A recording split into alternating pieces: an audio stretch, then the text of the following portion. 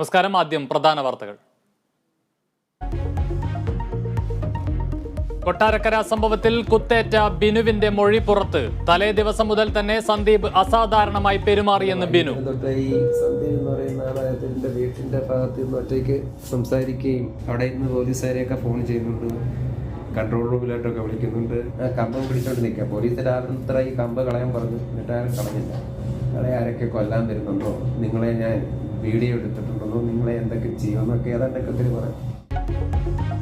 ആദ്യം കുത്തേറ്റത് തനിക്കും പോലീസുകാരനെന്നും മൊഴി. സംഭവത്തിൽ വീഴ്ചയുണ്ടായിട്ടില്ലെന്ന് പോലീസ്. പ്രാഥമിക റിപ്പോർട്ട് കോടതിയിൽ സമർപ്പിക്കും. DGP ഇന്ന് ഹൈക്കോടതിയിൽ ഹാജരാകണം.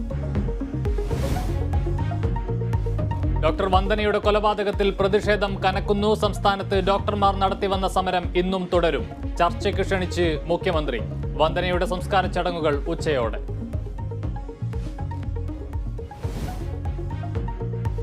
കർണാടക തെരഞ്ഞെടുപ്പിൽ കോൺഗ്രസിന് മുൻതൂക്കമെന്ന് എക്സിറ്റ് പോൾ ഫലങ്ങൾ.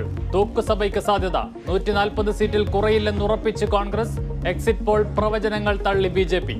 മഹാരാഷ്ട്രയിൽ ശിവസേന MLA-മാരെ അയോഗ്യരാക്കണമെന്ന ഹർജിയിൽ നിർണായക വിധി ഇന്ന്.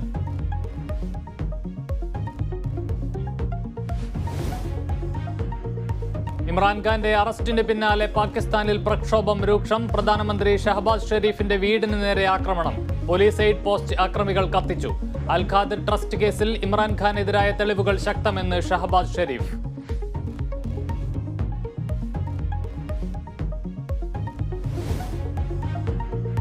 IPL-ൽ പ്ലേ ഓഫ് പ്രതീക്ഷകൾ സജീവമാക്കി ചെന്നൈ സൂപ്പർ കിങ്സ്. ഡൽഹി ക്യാപിറ്റൽസിനെ 27 റൺസിന് പരാജയപ്പെടുത്തി.